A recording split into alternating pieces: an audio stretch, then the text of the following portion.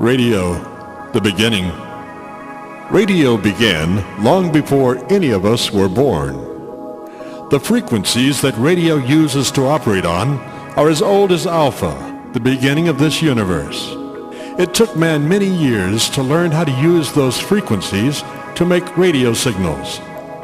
In the very beginning of radio, he didn't even know how to transmit his own voice. He was reduced to dots and dashes. He wrote a letter code made up of those dots and dashes. It was called the Morse code. It was used first on telegraph lines strung along poles from coast to coast and under the ocean around the world. Then that code was embraced by radio as its main form of communication. Radio became the newer telegraph. The main difference between them was that radio didn't need wires to transmit from point A to point B. Radio could go instantly around the world from point A through Z and all points in between instantly. Throughout the world and the universe, these radio signals traveled and would tell of many stories of distress and drama, joy and triumph, major news events in progress. Radio was found to be indispensable. Most all ships and planes had wireless telegraph sets. But there were many who knew that radio could be so much more than dots and dashes, and they spent hours and hours, months and years unlocking the possibilities of transmitting the human voice through the air. Man's essence teleported to all parts of the world while he stood in just one small micron of space.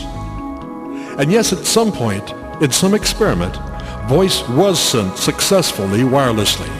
It was crude, the voice very distorted, sounding more like static than human, but the voice was controlling the static. From there on, it was a race to improve the quality. Man had achieved one of the greatest dreams of civilization, wireless transmission of the human voice. The very first voice signals on the air were limited. It was called push-to-talk. The mic had a push-button switch on it. You listened, then pushed the button to talk. Transmissions were short and to the point. But somehow, as time passed, it seemed like radio kept showing up at more major world events. Major news stories started coming in by radio first. It would be hours, if not days, before newspapers would have it. And so the commercialization of radio continued. Broadcast stations now began to proliferate in major cities. These were much more than push-to-talk transmissions. These stations were on the air for hours and hours at a time, relaying the news of the day from around the world. The effect was magnetic in the truest sense of the word. By the time I was born in 1944, radio already had a long history of achievements. It now proudly stood its vigil, like a watchdog in the night, to warn others of approaching danger. And then it began to entertain the listening audience between the disasters and warnings. Yes, push-to-talk was gone. These babies were cooking. Music on radio was now commonplace, and people loved it. It was mesmerizing. People were connected to people around the world. And we found out that some people were very different than us.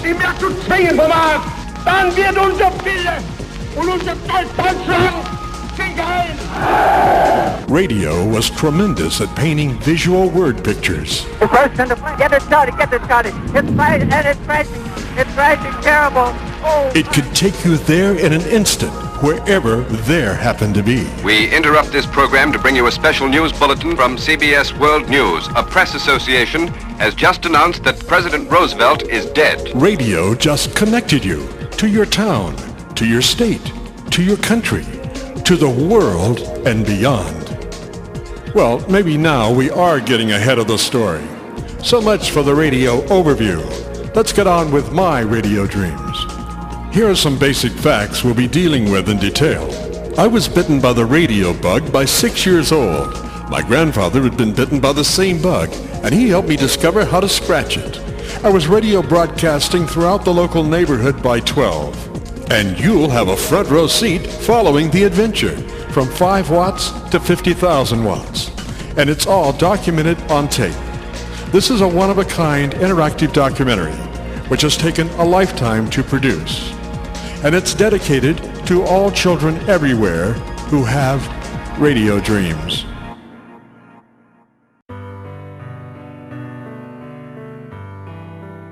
This is a documentary that encompasses some 50 hours of material, making it one of the world's longest documentaries.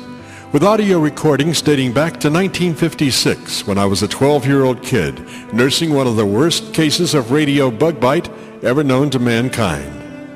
But my story really begins a lot earlier than that. I mean, I just didn't fall out of the sky as a 12-year-old. I was raised in the country in West Palm Beach, Florida, a few miles out of town. The earliest thing I remember was my grandfather and grandmother coming to live with us when I was 6 or 7. A few days before they arrived, my family, my father and mother and sister and brother, were hard at work packing up things in the garage and putting them into cardboard boxes. We stacked and we piled, and that wall of boxes climbed toward the garage ceiling. To hide all those boxes, we hung a cloth blanket to make a wall. The garage side door now became this small apartment's front door, which opened onto a breezeway that was about 15 feet wide and connected the main house to the garage. The next thing I remember was that my grandfather had built a garden area a good walk from the main house. This specific area had been chosen because of the heavy black muck soil, ideal for growing. He grew corn, potatoes, many varieties of tomatoes, and flowers. He wore khaki pants and a khaki shirt every day, with just a scrub of facial hair. He was slightly heavyset and soft-spoken. In the garden, he had a small work table, but the main thing was a homemade windmill. It was impressive, a 30-foot tall wooden tower with this airplane thing with big steel blades and an airplane-like tail. Sometimes when the wind really blew hard, I thought it would take off. The windmill furnished water for the garden. There were no power lines to run a pump. There was also another building in the garden area. It was a glass house. Well, to a 7-year-old, that's what it looked like. Actually, it was a large storage shed made out of large window frames on all sides. It was maybe 10 feet by 10 feet, with a rainproof roof and glass on all sides. This was my grandfather's storage shed, with more cardboard boxes stacked to the ceiling in some areas. As I said, this was my grandfather's stuff, and some of his stuff was magic. He went to this garden every morning at 8 o'clock. He would come home for lunch and then back to the garden till 5 o'clock. I remember there were occasions when he would have to go looking for things in the glass shed, and if I were lucky enough to be in the area, I would be right there by his side as he searched. Somehow it didn't usually matter what he was looking for. I knew that there were 2 or 3 boxes of stuff in there that were pure magic, filled with all kinds of radio and telephone parts. Parts from another time, parts that held secrets. How did they work? Old telephone headsets and microphones, dials and coils, tubes, some of the biggest radio tubes I'd ever seen. I can't really express the depth of my attraction to these things, but my grandfather understood, because these were his things, and he had thought enough of them to pack them away, to save them. And when he would open one of these boxes, it was to me like being a pirate opening a lost buried treasure chest. I'm sure my eyes were as big as saucers and probably glazed over at the same time. I don't mean to make this a big deal, but it was. And I know that he knew it was, because he would always find just that right item to give to me. I was as much like him, I guess, as he was. That old telephone headset, or whatever radio part it was he gave me, would turn into hours, weeks, and months of experimenting, wiring it in different ways. Which way worked best? Where do you put the battery? This went on every 4 or 5 months for 2 to 3 years. I was constantly amazed by the stuff he had and the stuff that he gave me. He passed away in the garden, and I missed him. I didn't go to his funeral. It took a while to put everything into perspective, but life does go on. He had wanted me to have those 3 boxes of magic when he passed, and in fact, that's what happened, and I played with and experimented with all that stuff for 2 or 3 years. I missed those times with him in the garden, but his gifts helped. It was like a part of him still was there, his essence. In retrospect, he lived on inside of me. I say all this just to let you know what kind of kid I was by the time I was 12, and our story begins with my first audio recordings. You ain't nothing but a hound dog, you're crying all the time. You ain't nothing but a hound dog, crying all the time. Well, you ain't never caught a rabbit and you ain't no friend of mine. It's 1956, and about all you could hear on the radio that year was this guy, Elvis. During this production, we'll be checking out a ton of #1 music hits for each year we're talking about. Music that I grew up with and later played on the radio. And music that you like so much, you made them certified #1 Billboard hits. Well, let's get on with it. I was going to call this the Jim Fergusson Radioactive File. It is a chronology of my radio career. But the more I think about it, it's like having been bitten by the radio bug. I was bitten at a young age. When? Well, I can't remember wanting to be anything else but on the radio, talking to hundreds of people at the same time. It was exciting and simultaneously terrifying.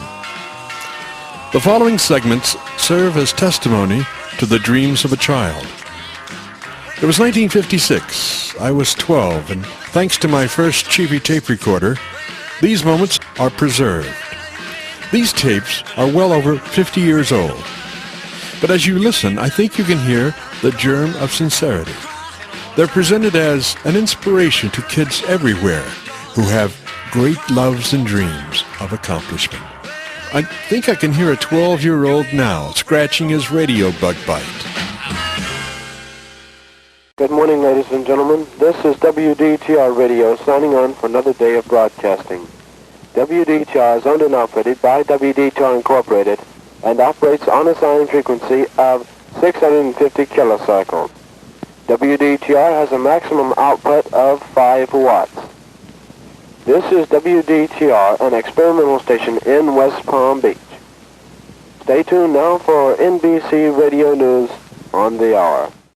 1, 2, 3 o'clock, 4 o'clock, rock. 5, 6, 7 o'clock, 8 o'clock, rock. 9, 10, 11 o'clock, 12 o'clock, rock. We're gonna rock around the clock tonight. Put your glad rags on.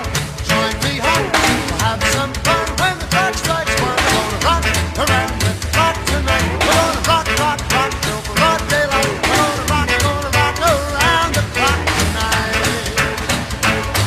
Throughout this odyssey, there will be many segments called the commercials. From the beginning, I had an affinity for telling a story. Commercials were like movies in fast forward. They could be done in a couple of hours, and they stood up by themselves. Here's commercial series #1 from 1956, as I saw it as a 12-year-old. We are not going to interrupt this record. Yes, we are. Jim Fergusson, Special News, Cape Canaveral. We understand Mercury Control was in direct radio contact with astronaut Clarence on the moon. We asked them how the transmission arrived here that distance. They replied, "On the wings of a snow white dove." Calling Cape Canaveral, calling Cape Canaveral, calling Cape Canaveral. This is Colonel Clarence Capricorn. This is Colonel Clarence Capricorn. Do you receive? Do you receive? Over. This is Cape Canaveral. Go ahead, Colonel Capricorn. This is Colonel Capricorn back again. Boys, you'll never believe this, but even the moon has a 3-heart center. This is Mercury Control. What part of the moon are you on, anyway? North, Dixie.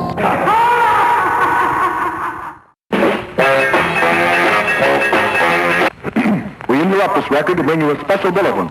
Jim Fergusson, Special News, Cape Canaveral. We understand from Mercury Control that astronaut Clarence Capricorn is no longer in orbit.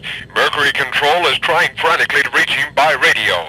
For a direct report, we take you to Mercury Control. Come in, Mercury Control, please. Cape Canaveral calling Colonel Capricorn. Do you receive? Over. This is Colonel Capricorn. Go ahead, Cape Canaveral. Colonel Capricorn, what is your position? Repeat again. What is your position? Over. This is Capricorn back to Canaveral. Dan, you know this is my lunch hour. I'm at 21 North Military Trail, Duff's Drugstore, overlook 32900. This This is Mercury Control, back to Colonel Clarence Clappercorn. Tell me, sir, why do you eat there? Why not? There's no better place to eat in the whole wide world. This is Clappercorn Clear. And you'll be clear, too. Or I think you're clear. Clear out of this world when you eat at Duff's Drugstore, 21 North Military Trail, Overland 3, 2900.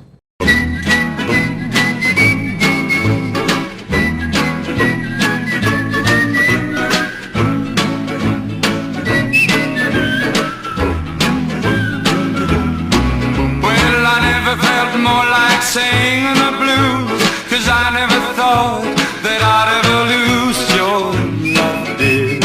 Why'd you do me this way? 1956 was a very good year for me. My mom and dad did everything they could to support me. My mom got me my first tape recorder, which was just what I needed. What a gift. What a learning tool for someone wanting to be in radio. But she also got me something else. Something even more important, my first radio transmitter. And that was the icing on the cake. She was working at the airport as a civilian secretary in the Air Force Military Air Transport Service, known as MATS. She worked for 4 or 5 department heads. She did all of their typing and filing. Well, somehow she had been telling the guys about me, and one of the guys said, I have something he might enjoy. It turned out to be what was called the one-tube wonder.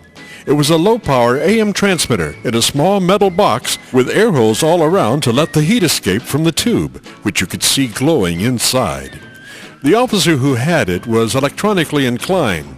He knew what he was doing, and he had made certain electronic modifications to this one-tube wonder, which made it much more powerful than the normal one-tube wonder. When he gave it to my mom, he had told her that it would really get out, and that I should take care and try not to interfere with other licensed broadcast stations, as I could get in trouble. So I always tried to operate it in a clear spot on the dial. He had also told her it should always have an antenna connected to it when it was on. Otherwise, it could burn itself up for not getting rid of the energy it was generating. It was like a sports car souped up. The more the engine puts out, the more likelihood of a catastrophic failure. PlayStation WDTR's transmitter did have a few quirks, but he was right. It did get out, and I was constantly trying to get out even better. Under the guise of his advice of keeping a good antenna on it, I strung a 300-foot long wire antenna from a 60-foot tall tree to the pump house, which I was using as the studio transmitter site. All went well until the lightning storm. The long wire antenna gave me another mile or so of additional coverage area, but it also attracted things like lightning. Not good when you're wearing earphones listening to your station as you were DJing. I don't remember much about that incident. Only one moment I was sitting in a chair doing my radio show, and the next thing I knew I was on the floor trying to get up. It hadn't been a direct hit because I wouldn't be here now, but it was close enough for the long wire antenna to attract enough primary lightning charge to arc through the earphones to ground through me. I often wondered what that might have sounded like on the radio at the time. The transmitter was still on when I came to. I always kept an eye out for weather conditions after that when I was broadcasting. It took another month or so before I could wear earphones. On the air, my PlayStation WDTR was full of station promotions. I had more promotions on the air than anybody.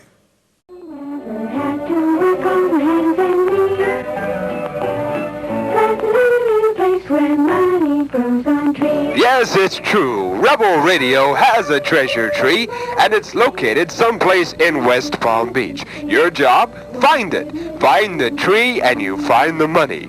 $5 is yours for the finding on the Rebel Radio treasure tree. If you find the tree, phone me at Overland 3 2862. Again for you, Overland 3 6862.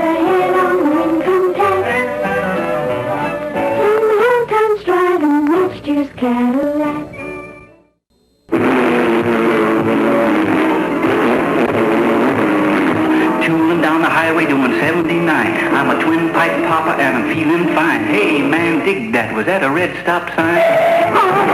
This is the Rebel Radio Heat Speed Time. If you're speeding, heat it. Remember, speed can kill, and it can kill you at any time. So don't speed. Take it easy on the highways. Watch out. My rod about 8:45. I gotta make a date with that chick of mine. I cross the center line, man, you gotta make time.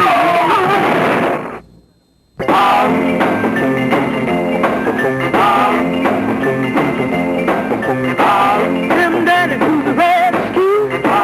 Jim Danny to the rescue. Jim Danny to the rescue. Go Jim Danny. Go Jim Danny. Yeah, this is Jumpin' Joe to PM for Radio 1 WDTR. We go every night on the Big Sound, and the Big Sound only goes on Radio 1, 1650 on your radio dial, WDTR, Jiminy AM. Go Jim Danny. Go Jim Danny. Oh, my old man's a dustman. He wears a dustman's hat. And what does your father do, or what does your father wear? Well, if it's impossible employment, if it's digging ditches, if it's hanging from the tree by his left hand, well, that's impossible employment. And chances are you're liable to win our Impossible Employment Contest. Yes, the Rebel Radio Impossible Employment Contest is open now. If your father does something that's impossible for employment, write us at Overland 3, Overland 3, 2862, that's our phone number, or write us at Route 1, Box 209, in care of radio station WDTR. And chances are you'll win the Rebel Radio Impossible Employment Contest. I found a police dog in my dustbin. Well, how do you know he's a police dog? He had a policeman with him.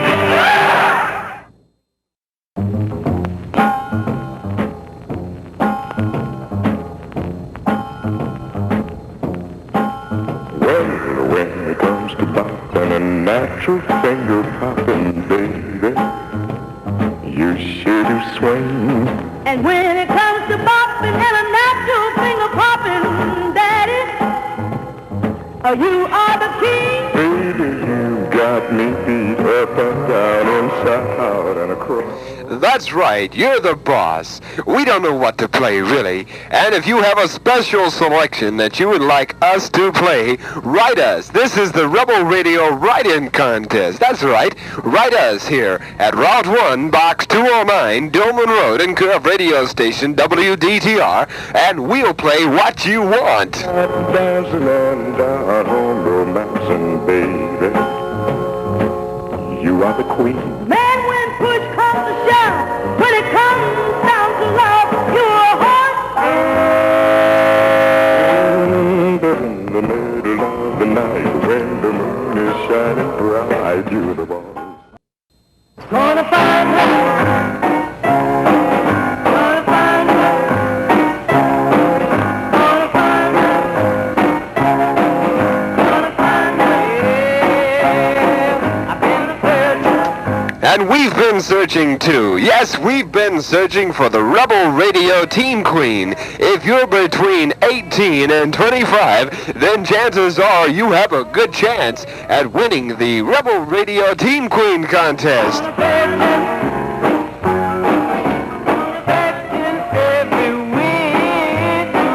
Yes, we've been searching every which way for the Rebel Radio Teen Queen. The winner could be you if you're between 18 and 25. Send us a snapshot not over 6 months old.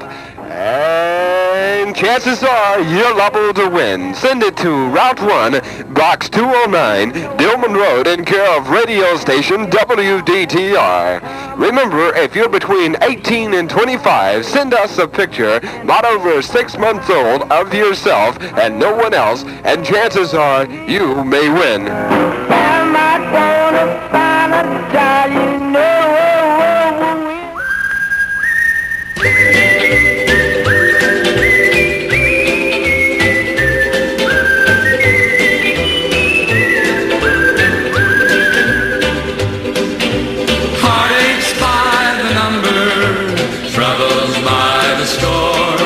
Coming up, more play practice on PlayStation KXBT.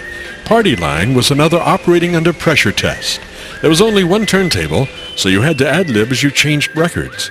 The test was to see how many records you could play in half an hour and try to sound professional with just one turntable.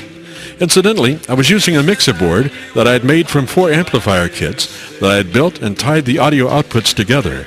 It was crude, but it worked just fine. Hello, this is Party Line, and we have music for you. The preview of the Big Band Battle of the Bands. That's what we have tonight. Leading off with Eddie Cochran. I'm a gonna raise a fuss, I'm a gonna raise a sorrow.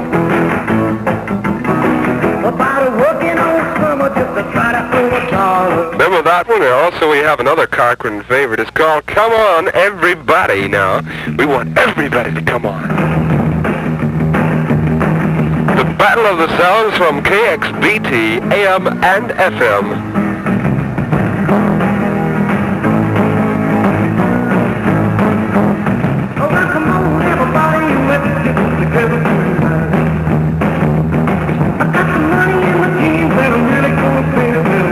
Partyland's gonna rack tonight. We also got Roy Hamilton and Don't Let Go, baby, and we won't. I swear we won't. Roy Hamilton, KXBT Flashback.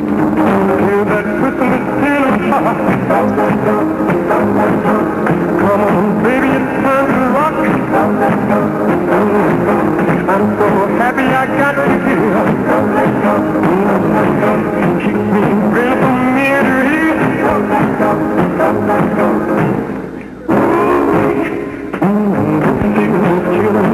That's right, Roy Hamilton at WDTR and KXBT Flashback. And on we go with the musical show, another Oly Goly Flashback.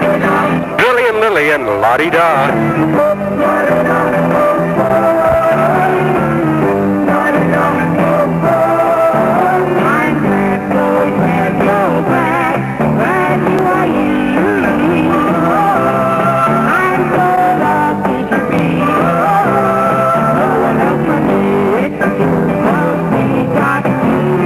That's about 1956 music there, and then Elvis came along right on their trail with that one. Rock down and cry over you.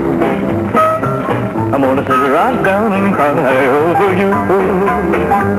And if you ever say goodbye, if you ever even try, I'm gonna sit right down and cry over you. That's right, Elvis sat right down and cried, and then Paul Anka says, Dee Dee Dinah, I love you so.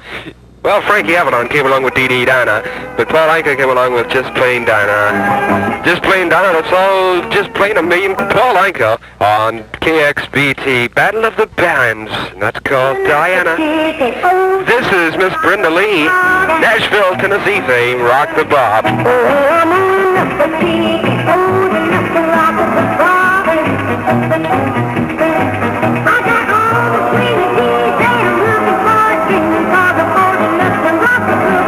We've got to move sort of fast to get all of them in. Ricky Nelson came along about 1957 or 58 with Waiting in School all day long.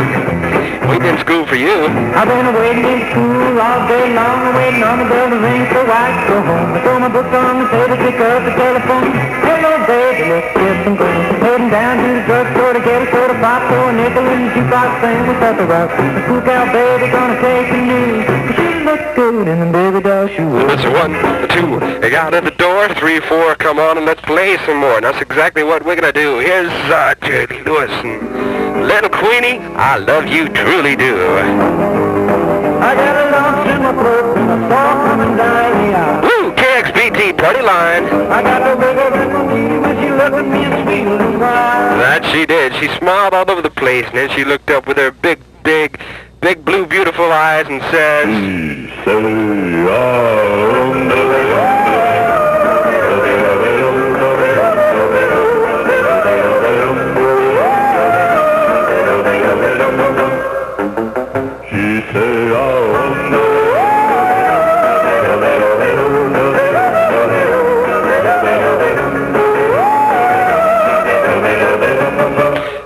Diamonds on KXBT Party Line, telling us all about what she said. And also on Party Line, Buddy Knox with Party Doll. All I want is a party doll. Come along with me, we'll feel a while. To be in love and true and fair. To run her fingers through my hair. Come along and be my party doll. Come along and be my party doll. Come along and be my party doll.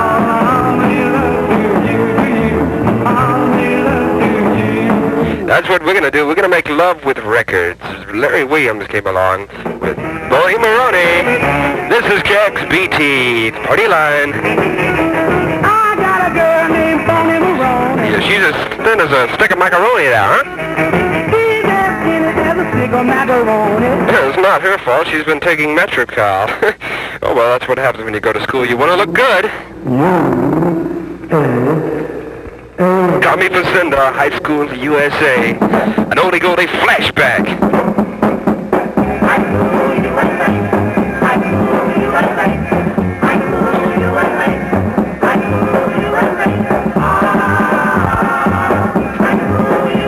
Come Friday noon, got a hat that street. Got my books in the misery. Go up and down to the soda shop. Drive a corn in the OG spot. Now looking all around, what did I see? Every cool kid that could ever be. They come from Morristown and Elizabeth Sun. Isaac Listen and Donald Trump. Austin, Everett and Goodletts Hill. Jolton, Ford and Science Hill. Franklin County, 9 or 2. Never wanted to go to high school, Bob would you? Yeah. That's Tommy Facinda, High School USA on KXBT Party Line. We also have Norvis Jorvis and Transfusion. Need a little blood action there. All over the highway, most likely. Drive slow. Chewing down the highway doing 79. I'm a twin pipe popper and I'm feeling fine. Hey, man, dig that. Was that a red stop sign? That's what we're going to do. We're going to stop right here and switch over to a better record. Jim Dandy and Laverne Baker get together. They do something like Jim Dandy to the rescue. Jim Dandy on Party Line KXBT. Jim Dandy to the rescue. I'm coming. Jim Dandy to the rescue. Hear you loud and clear. Jim Dandy to the rescue. Go, Jim Dandy. Go, Jim Dandy. And we're going to move right along with the KXBT Party Line show. Coming to the rescue, Jim Dandy and the Charlie Browns. 3, 5, 5, 4, 4, 4. I smell smoke in the auditorium. Charlie Brown. Charlie Brown. He's a clown. That's Charlie Brown. He's gonna get stoned. That's the way to see. Why will everybody always picking on me? I don't know why everybody's always picking on me. I guess it's just because I'm so fine, as the Fiestas say.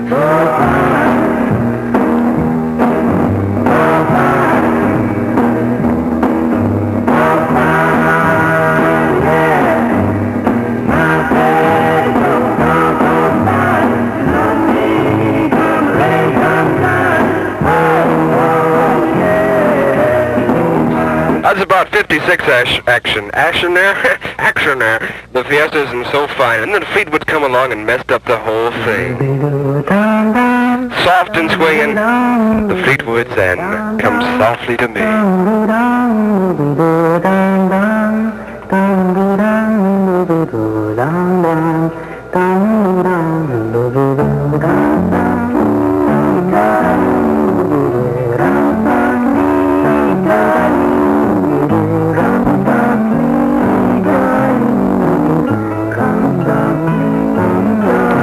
That's about 1957 action there. The Fleetwoods and Come Softly to Me, and the Jimmy Rogers and Kisses Sweeter Than Wine. Well, when I was a young man and never been kissed, I got to thinking it over, how much I've missed. So I got me a girl and I kissed her and then, oh Lordy, well I kissed her again because she had kisses sweeter than wine. Jimmy Rogers there with some swinging action. She had kisses sweeter than wine, and because she had kisses sweeter than wine, Sam Cooke says, I'll come running back to you, baby. Hope so that you found someone new to do you. Just call my name, I'm not ashamed. I'll come running back to you. But unfortunately, when I came running back, she didn't take me, so now I'm at a place called Lonesome Town. This is KXBT Party Line. If you want a record played, call us at Overland 32862, and we'll get your request on the air. KXBT Party Line. There's a place where lovers go to cry their trouble away, and they call it Lonesome Town.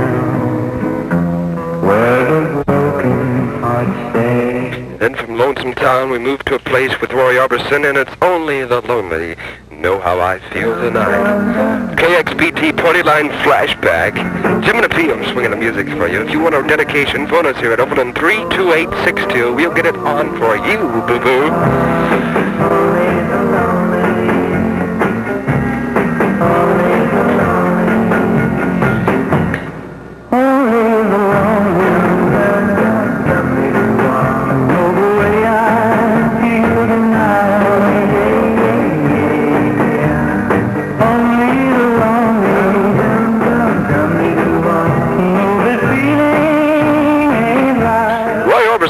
Flashback information there. Only the lonely know how I feel tonight. This is KXBT Party Line. This is Mark Denning with Teen Angel.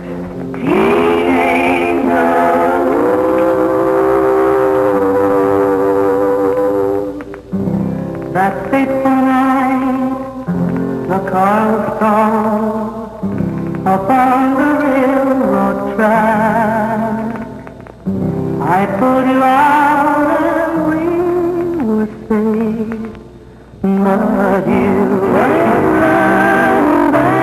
Mark Denning with a little Teen Angel action there on KXBT AM and FM Party Line. These are the Platters with an oldie-goldie recall. Smoke gets in your eyes.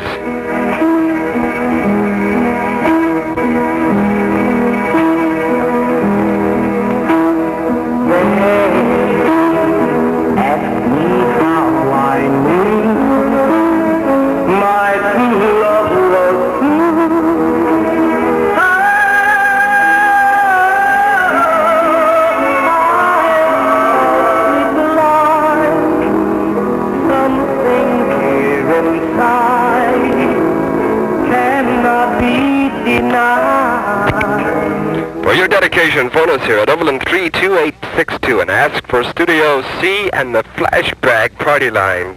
What? These are the Nocturnes and the Viscounts in Harlem. Or something. Harlem Nocturne by the Viscounts. Real swinging number. Get your girl. We let it play a half a second longer. Well, what? I thought you were Speedy Gonzalez. I mean, you know.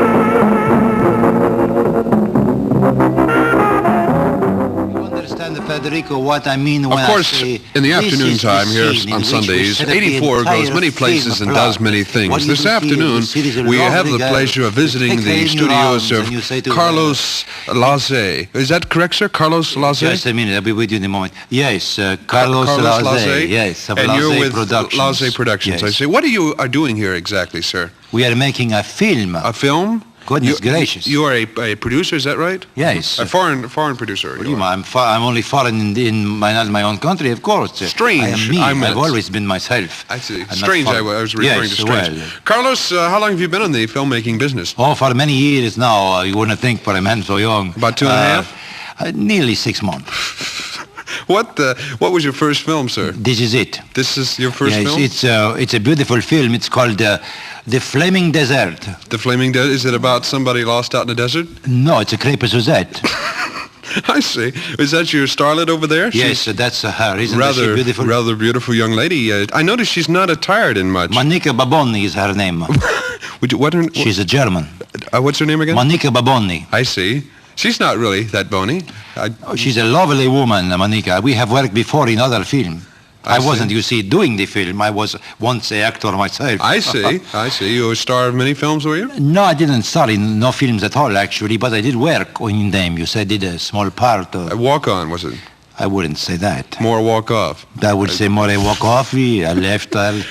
Carlos, what is your main philosophy in film producing? The most important thing in making a film, especially today, is to be sure when you go there in the morning that the cameras are loaded. The cameras are all there? Yes, I did a silent film once without pictures.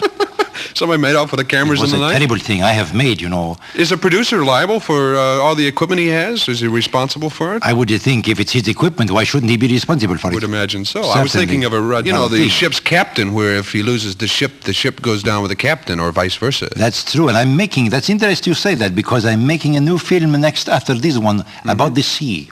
The sea? Yes. It's a political film. It's about the Red Sea. Well, Carlos, I notice your young lady here, the starlet of this film. Monica Bambini. Monica Bambini. Monica? Well, you could call it Monica, depending on what country. She's German. I see. This German young lady you have as a starlet in this film is not wearing very much. Is that an important part of the script, or is that, as you mentioned, simply for box office attraction? That's what's going to get us a rating. What kind of a rating do you think you're going to get? This film, I promise you, will get a very high rating. High rating? How high? XXX. What drove you to become a film producer, Carlos? And all Maserati. No, seriously, Carlos. I mean, what inner emotions did you have, about becoming a film producer? It happened to me a very strange time, a rainy cold night. A rainy cold night? See, I'm a walk down the street, and I was in Milan now. At the time, I remember, and I was past a restaurant. And I said to myself, you hungry? You got to do something for a living. So I'm a photographer. My first film in my mind. You see, I get the first plot, and then I put it on paper, and pretty soon I'm world famous now, you know. Oh, yes, everybody know about me. What your last name again was? Carlos Laze from Laze Productions. How big a company do you have, Carlos? I mean, I'd see, 3 or 4 cameras and a young lady here, slightly clad in you. Well, of course. Right now we are filming a very personal scene. We don't have a big crowd of people around. You get rid of them. Well, of course. They want distract. A certain amount of privacy for the actors, you see. I see. And with the cameraman and myself and Monica Bambini and her, the German girl. Seriously, Carlos, now, every producer's got his own, style. What is yours? Well, I think my style is the most recognizable style in the world because people all over the world for a long time now have been saying that was a Laze production. Well, Carlos, many producers are rather fiery in their work. They become rather engrossed in it and bawl a lot of people out when they don't do things. Do you do that? No, that is a lack of control. I see. A man with self-control, intelligence is important, you know. An intelligent man do not scream and yell. No. How do you handle the situation, Carlos? I strike people. But I do it quietly. I go over and I hit them in the face. I say, you're dumb bump. Well, anyway, it's a workout. Yes, I can imagine. I never have a tantrum in my life. I go into a coma of rage. Well, how far along are you on this production, Carlos? We're just starting. I see. This is the first scene, of course. Actually, we have been getting ready to start, you see, for 6 months. We have been getting people here, the right cameraman, the right editor, the right actors. This is important. You must know that. Also, it's important to have the right setting and the right temperature. All these things are... Well, how did you run across the cast that you have now? They were stranded in a little town out down the road.